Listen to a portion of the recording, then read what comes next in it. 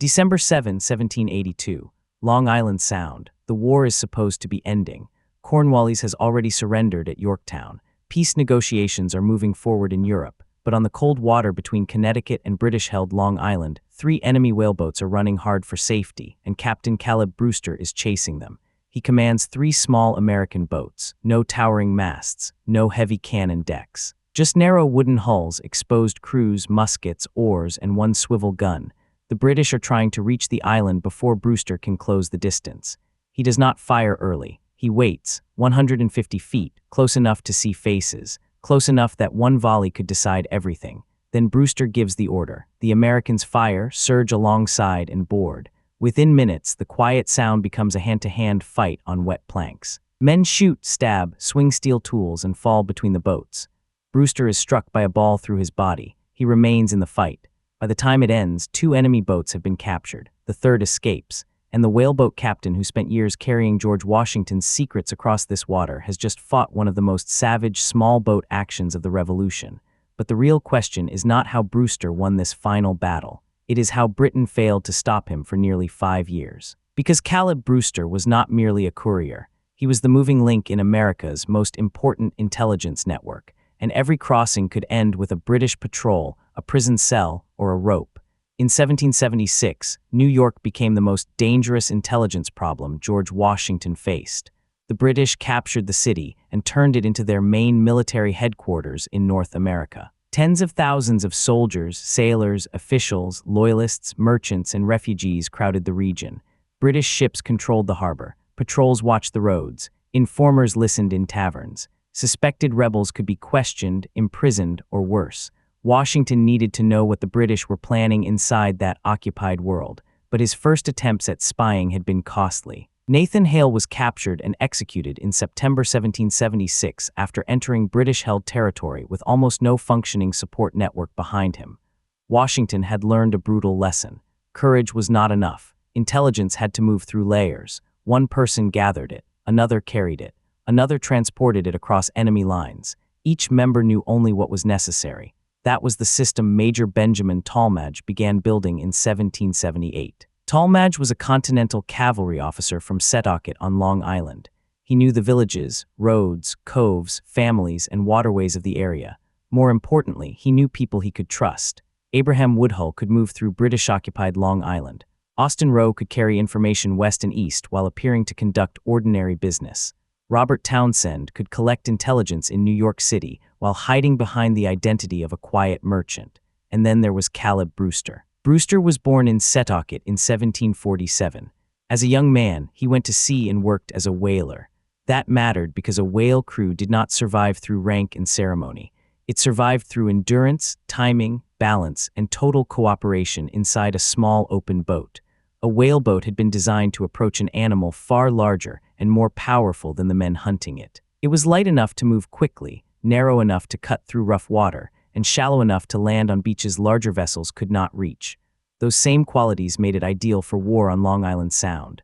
Brewster knew the tides. He knew where currents changed. He knew which coves could conceal a boat. He knew how weather moved across the sound and how darkness changed the outline of the shore. By 1775, he had returned to Long Island and joined the local Patriot militia. In 1777, he entered Continental service and became attached to the 2nd Continental Artillery. He also began operating armed boats on the Sound. In August 1778, Brewster wrote offering to collect intelligence from Long Island. Washington accepted. The assignment sounds simple when reduced to one sentence: carry secret messages from British-held Long Island to Patriot-controlled Connecticut.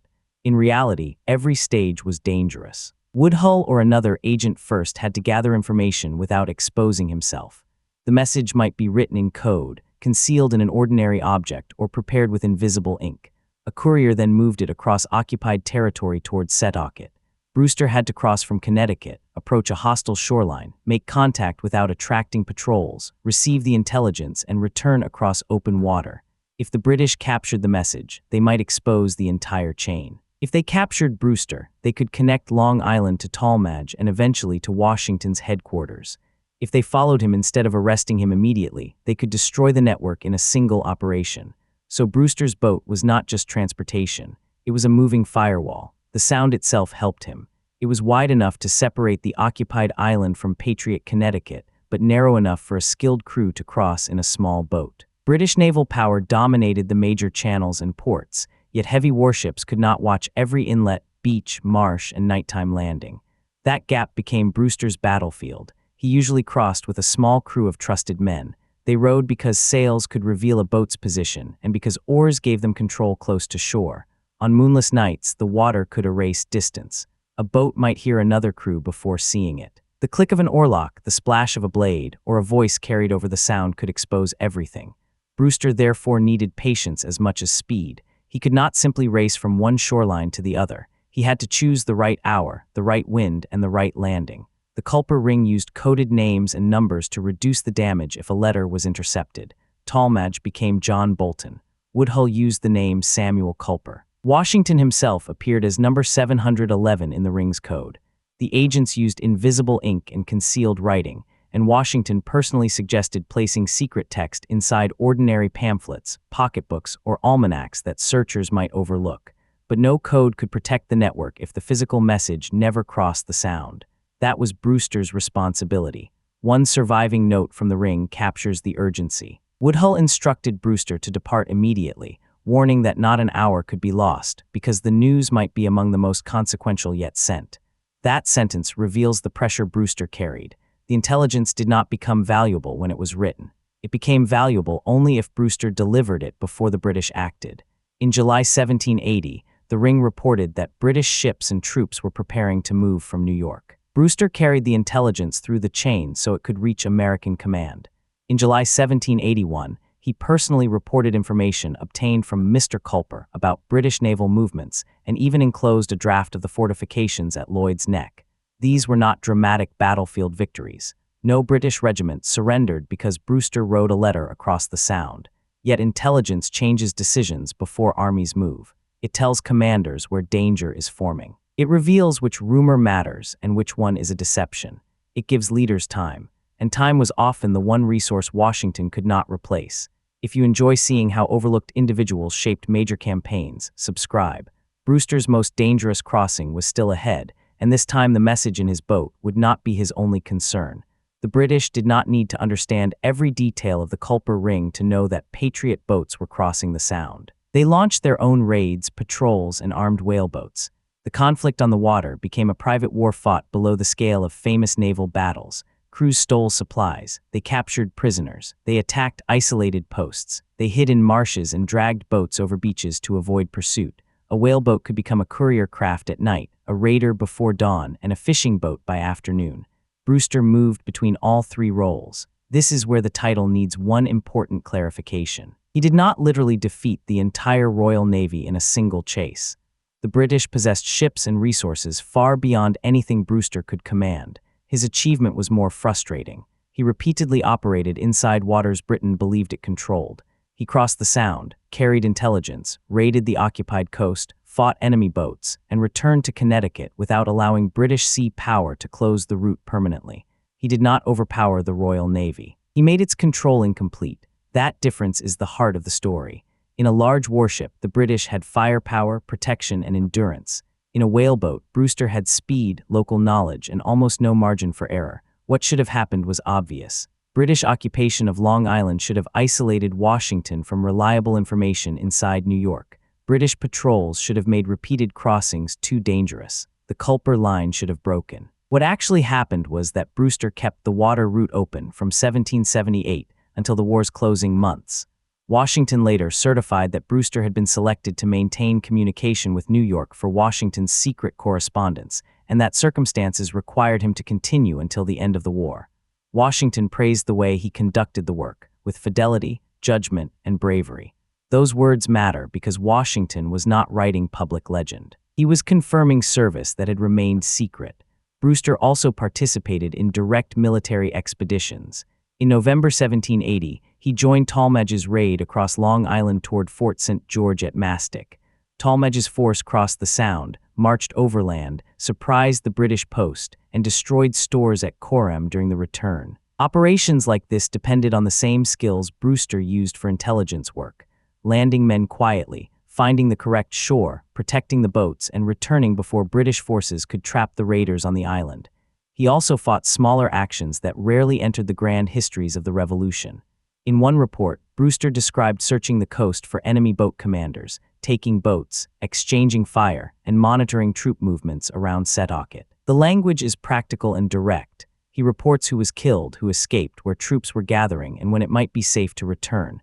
That is what makes Brewster different from the popular image of a spy. He did not spend the war whispering inside candlelit rooms. He arrived wet, armed, and impatient. He was not hidden behind a desk. He was the man waiting offshore. The network depended on secrecy, but Brewster himself was not always subtle in temperament. Accounts portray him as physically bold and willing to engage enemy boats directly. That aggressiveness created risk, yet it also made him difficult to intimidate. The British could make the crossing dangerous. They could not make him stop. Then came December 1782. The decisive fighting at Yorktown had ended more than a year earlier, but the formal peace had not yet been completed. British and Patriot forces still occupied hostile positions. Raiding continued. Men could still be killed in a war everyone knew was approaching its end. Talmadge was preparing another expedition when reports arrived that enemy armed boats were nearby. 6 American boats were manned under Brewster's command. The weather complicated the operation. Wind detained some of the enemy and disrupted the larger American plan. Brewster divided his boats, sending groups in different directions to block escape routes. When he spotted the enemy crossing the Sound toward Long Island, he pursued. Now the years of courier work became combat preparation. Brewster understood the boats. He understood how quickly the distance could close. He understood that firing too early would waste the first volley and warn the enemy. So he waited. The lead boats drove forward. Oars bit into the water. The British shoreline remained ahead of the fleeing enemy. Brewster's crews gained. According to a later account, he held his fire until he had closed to roughly 150 feet. Then his boat fired. The exact sequence differs in surviving retellings, but the core facts are clear. Brewster's 3 boats caught 2 enemy boats before they reached safety, fired at close range, and boarded. The engagement collapsed into hand-to-hand fighting. There was no space for elegant formation. The boats struck and shifted against one another. Men fired pistols and muskets at distances measured in steps. Blades, gun tools, and fists became weapons. A ball passed through Brewster's body near the shoulder or breast. He was also struck during the close fight. 4 other men in his crew were wounded, one mortally. Brewster did not immediately leave the action. His men kept fighting. One American boat armed with a swivel gun helped capture another enemy craft. The 3rd British boat escaped. When the fighting ended, American crews held 2 captured boats, a British captain, a lieutenant, and 13 other prisoners. Talmadge reported 6 enemy dead and roughly 10 wounded. On one British boat, every man had been killed or wounded. The Americans had wounded men, but according to Talmadge's immediate report, no one killed during the action itself. Brewster was dangerously hurt. The man who had spent years slipping past patrols had finally been caught by a British ball, but the route had not been broken. The spy ring had not been exposed, and the British boats had not escaped intact. There is a temptation to treat this final battle as the proof of Brewster's importance because it is dramatic. It has pursuit, close-range fire, boarding, blood, and a wounded captain. But the battle was not his greatest contribution. It was the clearest physical demonstration of the qualities his secret work had required all along. He waited until the moment favored him. He closed distance without hesitation. He accepted enormous personal risk, and once committed, he did not turn away. The December boat fight nearly destroyed his health. Brewster later wrote that he spent 2.5 years confined by the wound and painful attempts to treat it. He had also suffered an earlier disabling injury while hauling his boat into concealment on Long Island. Secret Service had left visible damage. Washington knew it. In 1784, when Brewster sought recognition for his wartime duty, Washington certified that Brewster had kept open the communication route for secret correspondence, had served with fidelity, judgment, and bravery, and had received a wound from which he had not recovered. That certificate may be the best summary of Brewster's war. Fidelity. He kept returning. Judgment. He knew when to cross, when to hide, and when to attack. Bravery. He carried secrets through waters patrolled by the enemy and fought when escape was no longer the best option. The Culper Ring's work helped Washington understand British movements around New York and protected American operations from surprise.